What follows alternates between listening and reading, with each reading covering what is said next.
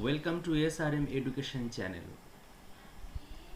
SRM education চ্যানেলের পক্ষ থেকে প্রিয় শিক্ষার্থীবৃন্দকে স্বাগত। আজকে আমাদের আলোচনার বিষয় হল ডব্লিউ.বি. ইয়েটসের দ্য সেকেন্ড কামিং। এই কবিতাটা আলোচনা করার আগে আমরা ডব্লিউ.বি. ইয়েটসের উইলিয়াম বাটলার ইয়েটসের সম্বন্ধে একটু জেনে নিই।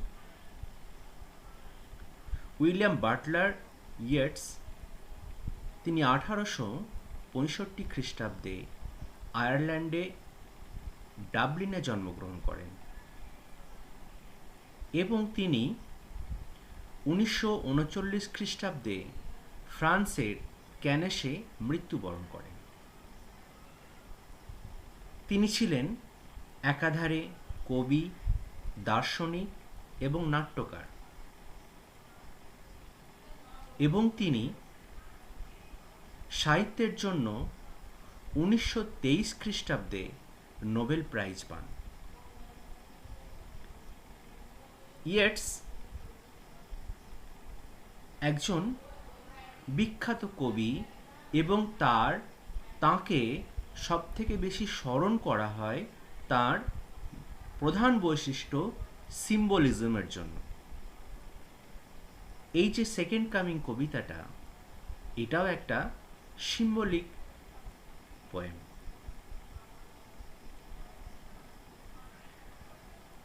এবার আমরা আসি সেকেন্ড কামিংয়ে। সেকেন্ড কামিং মানে, এই যে টাইটেলটা সেকেন্ড কামিং বলে দিচ্ছে, তার মানে এটা ইন্ডিকেশন যে এর আগে একটা কামিং হয়েছে, অর্থাৎ ফার্স্ট কামিং হয়েছে। ফার্স্ট কামিংটা কি? ফার্স্ট কামিংটা হচ্ছে জেসাস ক্রাইস্টের বার্থ, অর্থাৎ জন্ম। যীশু খ্রিস্টের জন্মাবার 2000 বছর আগে, যীশু খ্রিস্টের জন্মাবার 2000 বছর আগে যে যুগটা ছিল, সেই যুগটাকে বলা হয় অন্ধকারের যুগ। ইসলামিক একটা টার্ম রয়েছে যাকে বলা হয় আইয়ামে জাহেলিয়াতের যুগ, অর্থাৎ মূর্খতার যুগ। জাহেল মানে মূর্খ, ইলিটারেট। সেখানে ছিল ক্যাওস ছিল, এবং মানুষ মানুষের সঙ্গে দ্বন্দ্বে লিপ্ত থাকত। সমাজের মধ্যে কোনো শান্তি শৃঙ্খলা ছিল না, কোনো আইন ছিল না। তার পরপরই ফার্স্ট কামিং হয়। ফার্স্ট কামিংটা কি? জেসাস ক্রাইস্টের জন্ম। এবং জেসাস ক্রাইস্টের জন্মাবার পর সেখানে শান্তি স্থাপন হয়। তারপর জেসাস ক্রাইস্টের মৃত্যু, এবং মৃত্যুর 2000 বছর পর আসছে সেকেন্ড কামিং। এই যে সেকেন্ড কামিং যেটা আসছে, এটা একটা প্রফেসি। এই যে প্রফেসিটা, এই প্রফেসির উপর ভর করে ডব্লিউ.বি. ইয়েটস তিনি সেকেন্ড কামিং বলছেন। এই যে সেকেন্ড কামিং যেটা হবে, ফার্স্ট কামিংটা কিসের জন্য হয়েছিল? ভালোর জন্য, সভ্যতার মঙ্গলের জন্য ফার্স্ট কামিং হয়েছিল। আর সেকেন্ড কামিংটা কিসের জন্য? সেটা ভালো না মন্দ, সেটা একটা রেটোরিক্যাল টাচ রয়েছে। এর পরের ফেজে আমি আসছি। যেহেতু এই কবিতাটা দ্য সেকেন্ড কামিং লেখা হয়েছে, এটা 1919 খ্রিস্টাব্দে লেখা হয়, মানে প্রথম বিশ্বযুদ্ধের পরপরই সেকেন্ড কামিং কবিতাটা লেখা হয়েছে। The second coming is about a rapidly changing world, altered for every by violence and chaos. আর এই কবিতাটার টোনই হচ্ছে অরিফাইড, কীরকম একটা ভয়, একটা ভয়ের। বোঝা গেল? তাহলে অ্যাটমসফিয়ারটা কি? পোস্ট ওয়ার অফ ইউরোপ, ইউরোপের যুদ্ধের পর, অর্থাৎ প্রথম বিশ্বযুদ্ধ, সেই প্রথম বিশ্বযুদ্ধের পর যেরকম সামাজিক পরিস্থিতি হয়েছিল সেই পরিস্থিতির উপরে এটা লেখা। তাহলে এখন যে কেওয়াস চলছে, যে ভায়োলেন্স চলছে সব জায়গাতে, সেই ভায়োলেন্স কেওয়াসের জন্য কি সেকেন্ড কামিংটা মানুষের বা মানব সভ্যতার কল্যাণের জন্য হবে, না সেটা আরো ভয়ঙ্কর হবে, সেটাই নিয়ে এই সেকেন্ড কামিং কবিতাটা আলোচনা। এবার আমরা কবিতায় চলে আসি। ফার্স্ট লাইনটা দেখো, turning and turning in the widening gyre, the falcon cannot hear the falconer. এর আক্ষরিক অর্থ হচ্ছে টার্নিং অ্যান্ড টার্নিং। এ কি করছে? Turning and turning in the widening gyre, এ ঘুরছে, উড়ে চলেছে। ওয়াইডেনিং জায়ার একটা বলয়ে, জায়ার মানে গোলাকৃত ভাবে, অনেক বিস্তীর্ণ জায়গায় বা বিস্তীর্ণ ফাঁকা জায়গায় সে ঘুরেই চলেছে। কে ঘুরে চলেছে? The Falcon. ফ্যালকন কি করছে?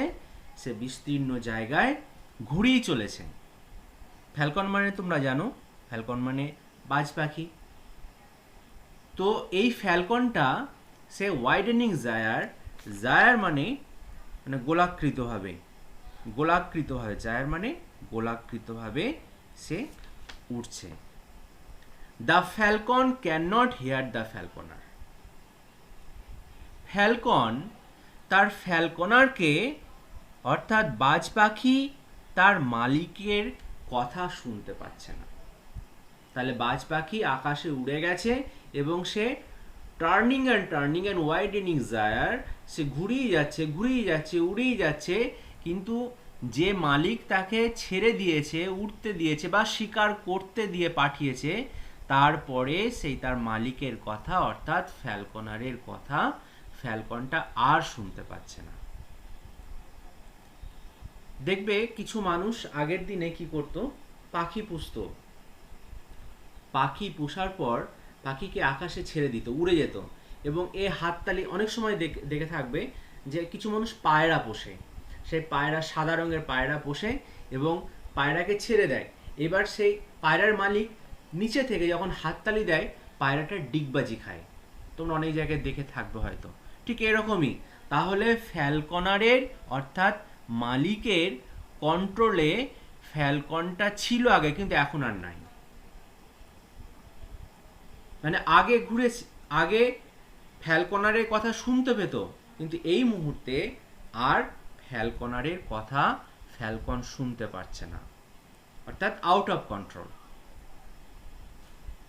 এই যে দুটো লাইন, এই দুটো লাইনের মধ্যে এটা আমরা বলতে পারি যে মানুষের মধ্যে আগে যেরকম একটা কথা মানার,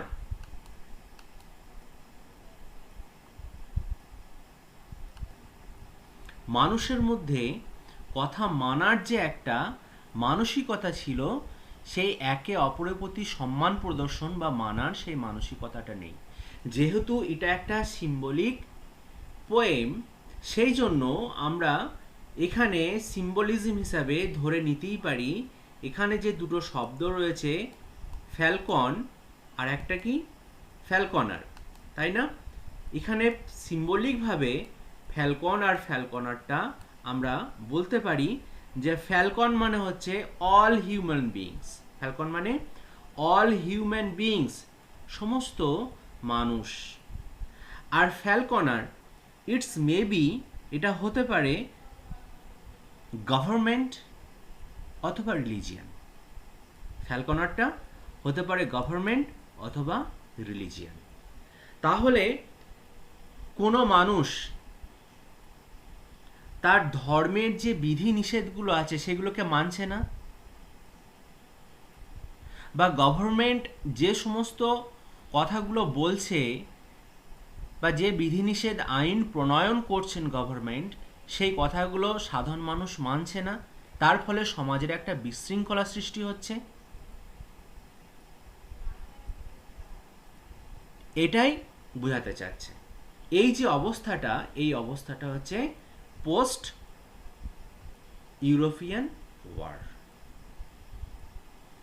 ইউরোপিয়ান ওয়ারের বা ফার্স্ট বা প্রথম বিশ্বযুদ্ধের পরপরই একটা যে অবস্থা, সেই অবস্থাটা তিনি বলে দিলেন।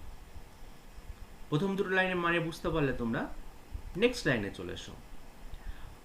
Things fall apart, the centre cannot hold, mere anarchy is loosed upon the world.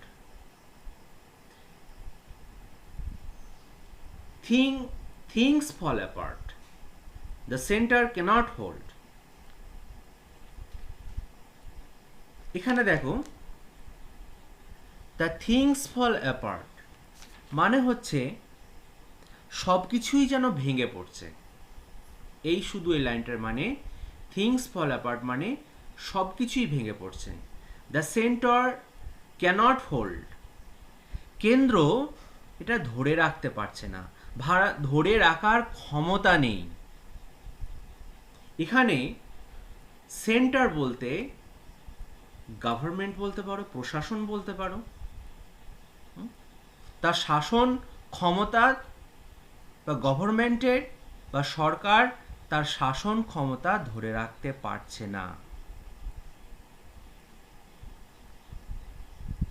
R things fall apart, এটার মানে হচ্ছে যে এই টোটাল লাইনটার মানে হচ্ছে যে things fall apart, the centre cannot hold. এটা এইভাবে আমি বলতে পারি, the centre can refer the man's intellect, the center can refers to the man's intellect, and things refer to the feelings which are now uncontrollable due to his greed.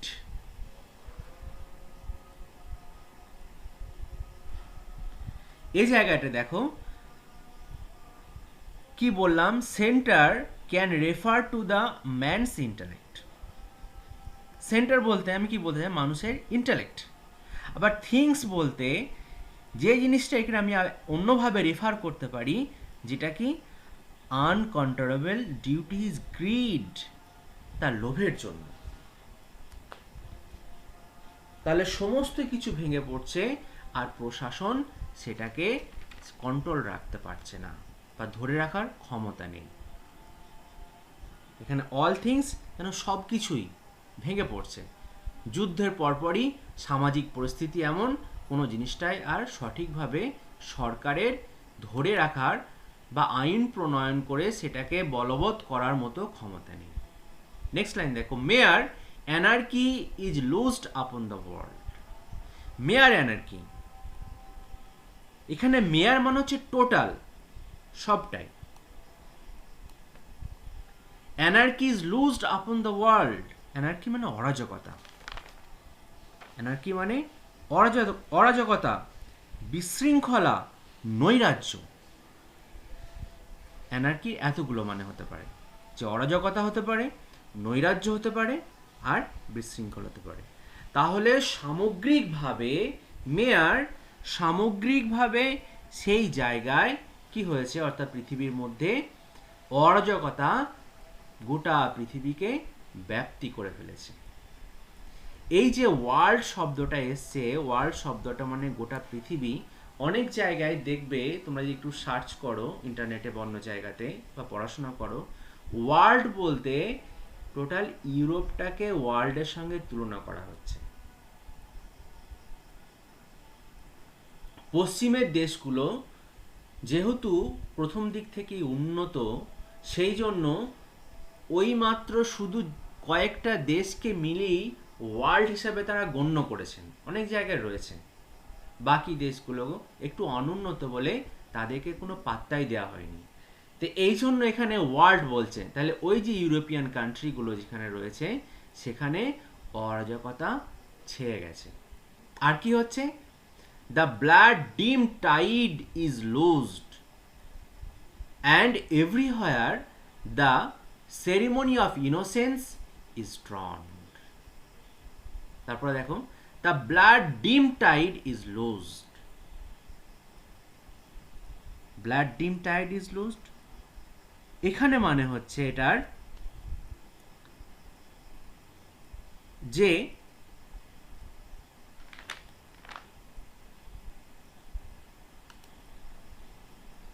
Next line দেখো, the blood dim tide is loosed and everywhere the ceremony of innocence is drawn.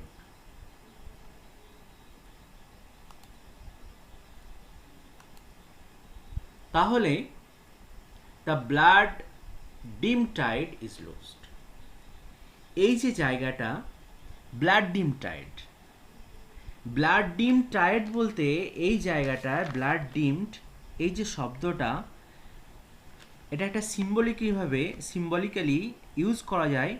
Tide মানে তোমরা তো জানো, blood ডিম যেখানে রক্ত,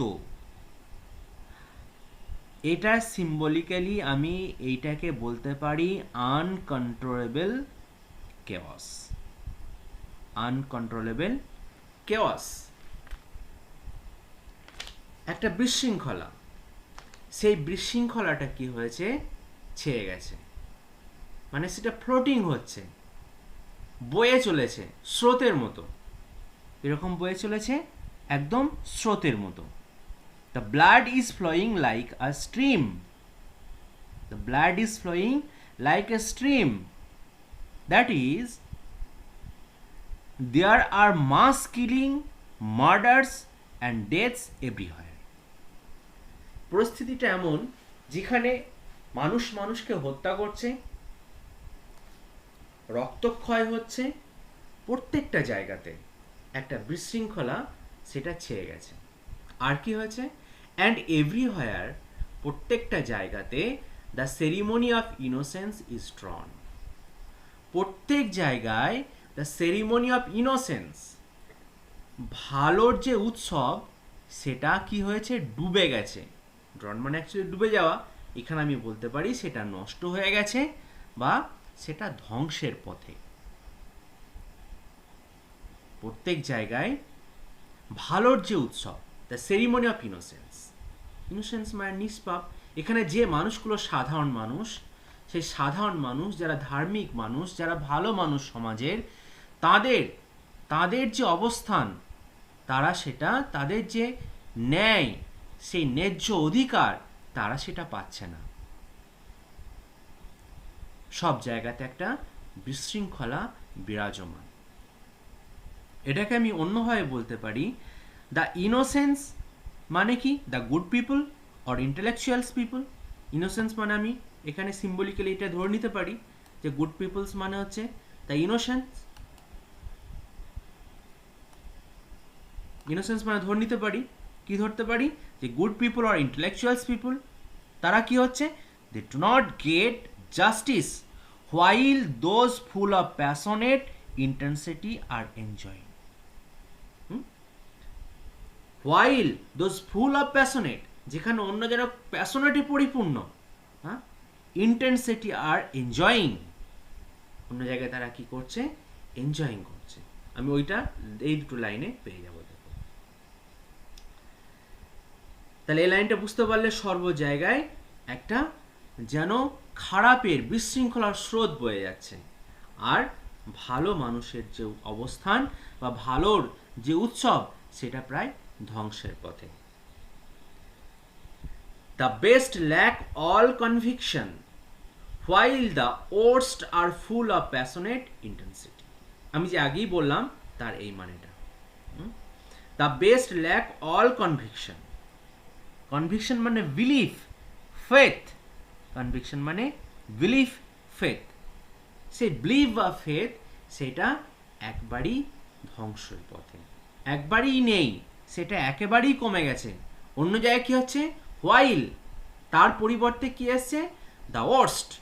worst মানে the full of passionate people, the full of passionate people, যারা নিজেদের স্বার্থ চরিতার্থ করার জন্য বিভিন্ন খারাপ কাজ করার জন্য এতটুকু তাদের হাত কাঁপে না, সেই সমস্ত মানুষ নিজের স্বার্থ চরিতার্থ করার জন্য, খারাপ উদ্দেশ্যের জন্য, সে যত বড়ই খারাপ হোক না কেন সেই কাজটা তার করতে হাত কাঁপবে না, সেরকম মানুষ worst are full of passionate intensity. তারা কি করছে? দোজ ইন্টেন্সিটি আর এনজয়িং, তারা সেটাকে এনজয় করছে। বুঝতে পারলে? তাহলে এই যে ঘটনাটা, ফার্স্ট স্ট্যাঞ্জাটা আলোচনা হচ্ছে এটাই, যে প্রথম বিশ্বযুদ্ধের পরপরই ইউরোপ কান্ট্রিগুলোর মধ্যে এই যে একটা অবস্থান, এই অবস্থানটা এখন বিরাজমান। ডব্লিউ.বি. ইয়েটস তিনি একটা কঠিন সময়ের মধ্য দিয়ে তিনি বড় হয়ে উঠেছেন। প্রথম বিশ্বযুদ্ধের যে বিভিন্ন ধরনের স্ল্যাটার, আনপ্রেসিডেন্টেড স্ল্যাটার যেগুলো ঘটেছে, তাছাড়াও several Irish nationalist had been executed in the struggle for freedom. তার পরপরই আসছে the Russian revolution had caused awful. এই সমস্ত জিনিসগুলোর মধ্য দিয়ে তিনি দেখেছেন, ইয়েটস সব কিছু পারসিভ করেছেন, তো সেই জন্যই এই কথাগুলো ফার্স্ট স্ট্যাঞ্জায় তিনি বলে দিলেন। এটা হচ্ছে ইউরোপের পরিস্থিতিটা, ইউরোপের সামাজিক চিত্র, সেই চিত্রটা ফার্স্ট স্ট্যাঞ্জায় পোস্ট ফার্স্ট ওয়ার্ল্ড ওয়ারের যে সামাজিক চিত্র ফার্স্ট স্ট্যাঞ্জায় তিনি ডেপিক্ট করলেন।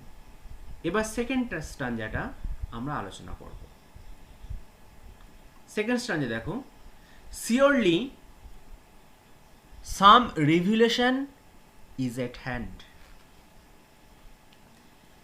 নিশ্চিতভাবে কিছু পুনরুত্থান আমাদের হাতের কাছে, অর্থাৎ আসন্ন। রিভিলেশন মানে হচ্ছে প্রফেসি, প্রফেসি করছেন, দৈববাণী, পুনরুত্থান, প্রফেসি। তাহলে নিশ্চিতভাবে আমাদের হাতের সামনে একটা প্রফেসি আসছে বা দৈববাণী আসছে। সেটা কি? Surely the second coming is it hand.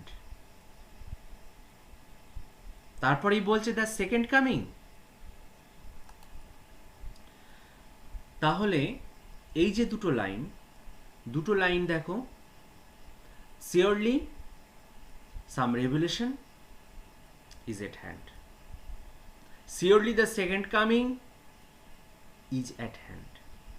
Revolution, পুনরুত্থান আমাদের হাতের কাছে বা সন্নিকটে, এবং সেকেন্ড কামিংও আমাদের সন্নিকটে বা সেকেন্ড কামিং আসছে।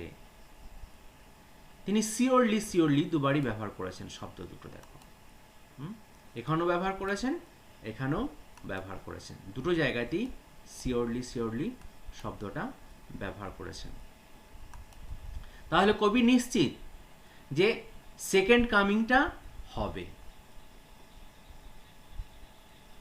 ফার্স্ট কামিং আমি আগেও একবার প্রথমেই এটা স্টার্ট করার আগে আলোচনা করে দিয়েছিলাম যে ফার্স্ট কামিংটা কি ছিল, জিসাস ক্রাইস্টের আবির্ভাব। তারপরে 2000 বছর কেটে যাওয়ার পর যে আবার সেকেন্ড কামিং হচ্ছে, সেই ফার্স্ট কামিংটা ছিল ভালোর, মানব সভ্যতাকে একটা সুশৃঙ্খলার লাইনে দাঁড় করানো। আর সেকেন্ড কামিংটা যে কি, সেকেন্ড কামিং যে হবে সেটা নিশ্চিত, কিন্তু সেকেন্ড কামিংটা যে কী রকম হবে, সেটা ভালো না খারাপ, সেটা সমাজের জন্য কল্যাণকর না বেদনাদায়ক, দুঃখজনক বা দুর্ভাগ্যজনক, সেটা আমরা পরের স্ট্যাঞ্জাতে পরের স্ট্যাঞ্জাতে আলোচনা করলে সেটা আমরা বুঝতে পারবো। কিন্তু এখানে তিনি বলে দিচ্ছেন, দেখো, দ্য সেকেন্ড কামিং, এই যে একটা এক্সক্লেমেটরি সাইন রয়েছে সেকেন্ড কামিং, তার মানে এখানে কবিও সেকেন্ড কামিংটা যে কীরকম হবে তা নিয়ে তিনি সন্দিহান, তিনিও সন্দেহের মধ্যে রয়েছেন। তার পরপরই বলছে,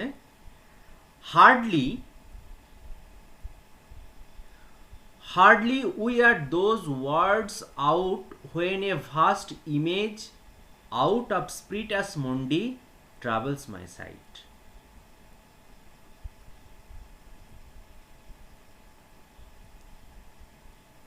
Hardly are those words, যখনই ওই সমস্ত জিনিসগুলো আলোচনা করি বা কথোপকথনের মধ্যে উঠে আসে, তখনই একটি বড় ইমেজ, প্রতিচ্ছবি আমার সামনে আসে, সেটা হচ্ছে দ্য স্পিরিটাস মুন্ডি। দেখবে আমরা কোনো একটা জিনিস হয়তো দেখিনি, কোনো একটা শহর, যে শহরটা আমরা স্বচক্ষে দেখিনি, এইবার সেই শহর সম্বন্ধে আলোচনা করা হচ্ছে, যে শহরে এই জায়গায় অমুক জিনিস রয়েছে, এই জায়গায় অমুক জিনিস রয়েছে, ও নদীর উপর দিয়ে এরকম একটা ব্রিজ চলে গেছে, হ্যাঁ, ওই ব্রিজ দিয়ে এক সাইড দিয়ে ট্রেন, এক সাইড দিয়ে বাস বা অন্যান্য কনভেনিয়েন্সগুলো যাতায়াত করে, এরকম। যখনই তোমার সামনে আলোচনা করা হচ্ছে, তোমার দেখো মানসপটে একটা পিকচার তৈরি হচ্ছে যে হ্যাঁ, এই সাইডটা হয়তো এরকম হতে পারে। ঠিক এরকমই কবির মনে যখনই এই কথাগুলো আসছে, সেকেন্ড কামিং, এই বিভিন্ন জিনিসগুলো, কেওস, ভায়োলেন্স, ব্লাড শেড, তখনই কবির মনের মধ্যে একটা ইমেজ তৈরি হচ্ছে। সেই ইমেজটা কিসের? যে স্পিরিটাস মুন্ডি, এবং কি করে ট্রাভেলস মাই সাইট, তার যে নাইটমেয়ার, যে স্বপ্নটা, সেটা বিষণ্ণ হয়ে পড়ে, স্বপ্নটা বিষণ্ণের স্বপ্ন। এখানে যে স্পিরিটাস মুন্ডিটা, এটা সিম্বলিক্যালি ব্যবহার করা হয়েছে। আমি একটু অন্যভাবে যদি তোমাদেরকে বোঝাই, যদি তোমরা একটু জ্ঞান রাখো এই ব্যাপারে, যে স্পিরিটাস মুন্ডিটা কি, বইয়ে যেটা রয়েছে কবিতার মধ্যে সেটা তো আমি আলোচনা করবই, তাছাড়াও আমি একটু কথা বলে নিই স্পিরিটাস মুন্ডিটা কি হতে পারে। স্পিরিটাস মুন্ডি যে এটাই, যে জেসাস ক্রাইস্টের according to Christian and Islamic religion, যে বিলিভ এরকম একটা আছে যে দাজ্জালের আবির্ভাব হবে, যে দাজ্জালকে হত্যা করে আবার জেসাস ক্রাইস্ট অর্থাৎ ঈসা আলাইহিস সালাম মারা যাবে। স্পিরিটাস মুন্ডি যে জিনিসটা পৃথিবীর বুকে আসবে, সেই স্পিরিটাস মুন্ডিটা হচ্ছে একটা খুবই খারাপ এবং সমাজের জন্য ক্ষতিকর, মানব সভ্যতার একটা বিশৃঙ্খলার উৎস হিসাবে পৃথিবীর মধ্যে আসবে, এবং এটাই কি করবে, তার সমস্ত সাইটটাকে, এটাই হচ্ছে কবির একটা নাইটমেয়ার, কবির এটাই হচ্ছে নাইটমেয়ার। ট্রাভেল মাই সাইট, এটাই হচ্ছে কবির যে দৃশ্য, সেটাকে কবি একটা কষ্টের মধ্যে পড়ে যায়। তারপরে দেখো কবি একটা নাইটমেয়ার সেটা দেখতে পাচ্ছেন, পোয়েট সেটাকে দেখতে পাচ্ছেন কি, সেই নাইটমেয়ারটা হচ্ছে somewhere in the sand of desert a shape with lion body and the head of a man, a gaze blank and pitiless as the sun. এটার কিরকম, আমি দেখো স্পিরিটাস মুন্ডিটা, এবার যে বইয়ে যেটা রয়েছে স্পিরিটাস মুন্ডি সম্বন্ধে একটু বলে দিই। স্পিরিটাস মন্ডি তোমরা দেখবে অ্যানসিয়েন্ট মিশরের অনেক জায়গায় একটা ছবি থাকে বা একটা মূর্তি থাকে, যে মূর্তিটা আমি ছবিটা দেখাচ্ছি দেখো, যে মূর্তিটা অনেকটা মুখটা মানুষের মতো আর দেহটা একটা সিংহ বা বাঘের মতো বা লায়নের মতো, সিংহর মতো। এর একটা সিংহের মতো, আর গোটা দেহটা সিংহের মতো আর মুখটা একটা মানুষের, এইরকম একটা ছবি তোমরা পেয়ে যাবে। এটা কি বলা হচ্ছে স্পিরিটাস মন্ডি, সিম্বলিক্যালি এটা হচ্ছে অ্যাকচুয়ালি স্ফিনিক্স, একে স্ফিনিক্স বলা হয়। তো এটা হচ্ছে ফিনিক্স, এবং এই যে শেপটা, এই শেপটারই হচ্ছে কবির নাইটমেয়ারে এসেছে। সেটা কি দেখো, somewhere in sands of desert, somewhere in sand of desert মানে মরুভূমির বালির মধ্যে, যে কোনো জায়গায়, যে কোনো জায়গায় কি আসছে, a shape with lion body and the head of a man. তাহলে a shape with lion body, একটা সিংহের দেহ কিন্তু এর মাথাটা একজন মানুষের মতো। তাহলে শেপটা আমি ছবিটা আগেই তোমাদেরকে দেখালাম। তাহলে স্পিরিটাস মন্ডিটা কিরকম দেখতে, স্পিরিটাস মন্ডিটা দেখতে হচ্ছে যে তার দেহটা সিংহের আর মাথাটা একটা মানুষের। আর এর কিরকম, দ্য গেজ ব্ল্যাঙ্ক, এর দৃষ্টি হচ্ছে শূন্য, অ্যান্ড স্পিটিলেস অ্যাজ দ্য সান, আর দয়াহীন। কিরকম, প্রচণ্ড দুপুরে প্রচণ্ড রৌদ্রোত্তাপ, বালির মধ্যে যেরকম সূর্য কিরণ দেয়, সেই কিরণটা একবারে যেন পিটিলেস, কোনো দয়াহীন, দয়ামায়াহীন, ঠিক সেরকমই এই যে শেপটা, অর্থাৎ এই যে দেহটা, এই যে প্রাণীটা যেটা আসছে, সেটাও ঠিক ওই রকম দয়া মায়াহীন। আর এই দৃষ্টিটার মধ্যে না আছে কোনো করুণা না মায়া। নেক্সট লাইন দেখো,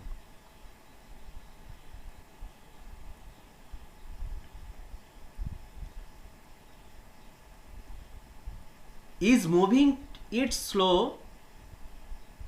thighs, while all about it real shadow of the indignant desert birds.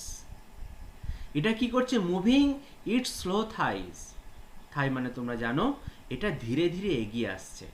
কোনটা, এই স্পিরিটাস মন্ডিটা।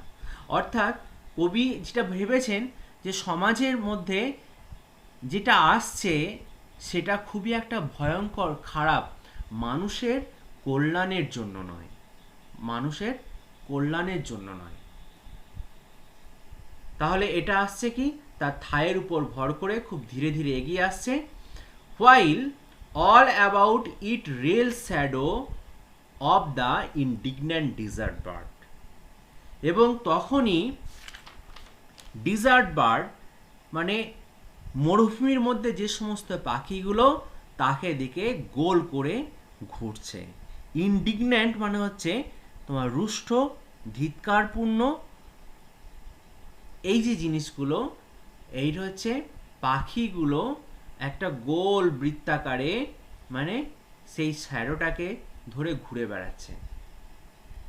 দেখবে অনেক সময় কোনো বিড়াল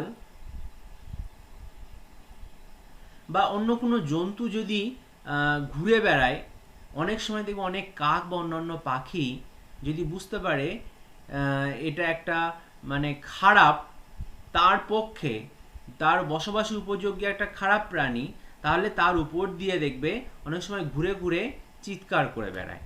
ঠিক এরকমই মরুভূমির যে পাখিগুলো, সেই পাখিগুলো যেন ওই যে রিল শ্যাডো, তাকে মানে ওই মানে ছায়াটাকে দেখে এই পাখিগুলো করছে। দ্য ডার্কনেস ড্রপ এগেন মানে আবার অন্ধকার চলে এলো। মানে যেভাবেই ঠিক একটা স্টেজের শেষে বা নাটকের শেষে পর্দা পড়ে যায়, ঠিক সেরকমই কবির সামনে ঠিক যেন একটা অন্ধকার নেমে আসলো। বাট নাও আই নো, এখন আমি জানি, the 20 centuries of stony sleep, 2000 বছরের যে একটা স্টনি স্লিপ মানে ডিপ স্লিপ, সেই ডিপ স্লিপটা, স্টনি স্লিপ বলতে এখানে মানে অজ্ঞতা, অন্ধকারের যুগ, were vexed to nightmare by a rocking cradle. এই যে 20 সেঞ্চুরিজ একটা ডিপ স্লিপ বা খারাপ অবস্থাটা, সেটা ভেক্সড হয়েছিল, অর্থাৎ সেই যে ভেক্সড মানে উৎপীড়ন, সেটা উৎপীড়নটা চলে গিয়েছিল কিসের দ্বারা? By a rocking cradle. এই যে রকিং ক্রেডল শব্দটা, ক্রেডল মানে তো তোমরা এমনিভাবে জানো যে দোলনা, এই যে রকিং ক্রেডল শব্দটা বলতে বোঝায় জেসাস ক্রাইস্টের আবির্ভাব। তাহলে 2000 বছরের জেসাস ক্রাইস্টের জন্মাবার 2000 বছর আগের যে অন্ধকারের যুগ ছিল বা স্টোনি স্লিপ ছিল, যে অজ্ঞতা ছিল, সেই অজ্ঞতাটা দূর হয়েছিল রকিং ক্রেডল অর্থাৎ জেসাস ক্রাইস্টের আবির্ভাবের পর। তারপরে জেসাস ক্রাইস্টের জন্ম, তারপরে আবার অন্ধকারতম যুগ, তারপরে যেটা আসছে এই যে সেকেন্ড কামিংটা, সেটা কি? And what rough beast it hour come round at last. And এই যে খারাপ একটা প্রাণী,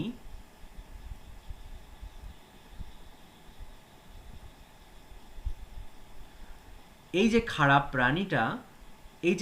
প্রাণীটা মানে রাফ বিস্ট বলতে যে এইটা বোঝাচ্ছে, বিস্ট বলতে তুমি কি বুঝবে?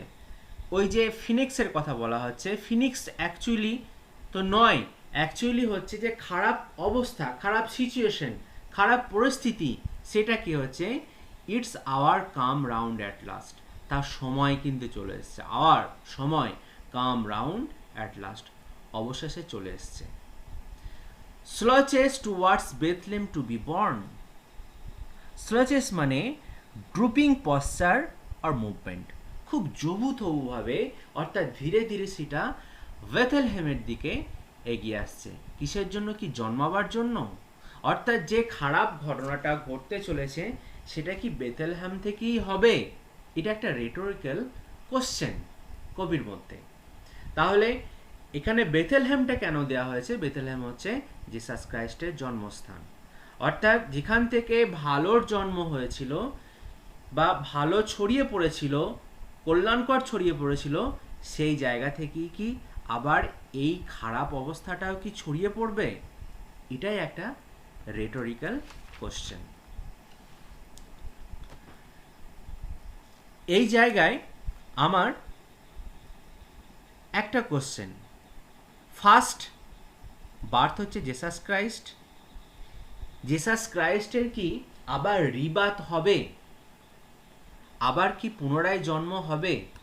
According to Christian and Islam religion, যে আরবের বুকে এরকম একটা ঘটনা আছে যে আরবের বুকে জান্নাতুল রিয়াদ বলে একটা জায়গা আছে, যেখানে হযরত মুহাম্মদ সাল্লাল্লাহু আলাইহি সাল্লামের কবর রয়েছেন এবং তার বাঁ দিকে একটা জায়গা ঘিরা আছে। সেই যে জায়গাটা ঘিরা রয়েছে, এটা আরব সরকার ঘিরে রেখে দিয়েছে। এটা নিশ্চিত যে ঈসা আলাইহিস সালাম অর্থাৎ জেসাস ক্রাইস্টের আবার রিবার্থ হবে এবং তিনি পৃথিবীতে আসার পর মসীহ দাজ্জালকে তিনি হত্যা করবেন, তারপরে আবার তার মৃত্যু হবে। এর পিছনে আমি একটু এই কবিতার প্রসঙ্গ থেকে সরে গিয়ে আমি একটু ঘটনা বলে দিই, আশা করছি তোমাদেরকে ভালো লাগবে। যে আদম আলাইহিস সালাম থেকে হযরত মুহাম্মদ সাল্লাল্লাহু আলাইহি সাল্লাম পর্যন্ত যত পৃথিবীতে নবী এসেছেন, সমস্ত নবীর মধ্যে হযরত মুহাম্মদ সাল্লাল্লাহু আলাইহি সাল্লামকে শেষ নবী বলে ঘোষণা করা হয়েছিল এবং অনেক নবীও বলেছিলেন যে আমাকে শেষ নবী করা হোক, কিন্তু সেটা তো সম্ভব নয়। শেষ নবী যিনি, তাকে তো আল্লাহ সুবহানাহু ওয়া তাআলা স্থির করেই দিয়েছেন। তাহলে কি হবে? ঈসা আলাইহিস সালাম তখন বলেছেন, অর্থাৎ জেসাস ক্রাইস্ট যেটা বলা হচ্ছে পক্ষান্তরে, তো তার কথাটা গ্রাহ্য করা হয়েছিল যে তিনি শেষ নবী না হয়ে শেষ নবীর উম্মত করা হোক। অর্থাৎ তিনি পৃথিবীর বুকে আবার শেষ নবীর উম্মত হিসাবে তিনি পৃথিবীর বুকে আসবেন। আবার তিনি আসার পর মসিহ দাজ্জালকে তিনি হত্যা করবেন, তারপর তার মৃত্যু হবে এবং তারপর তার কবর দেওয়া হবে বা কবরস্থ করা হবে। যে জায়গায় কবরস্থ করা হবে সেই জায়গাটা আরবিয়ান গভর্নমেন্ট অলরেডি ঠিক করে রেখেছে।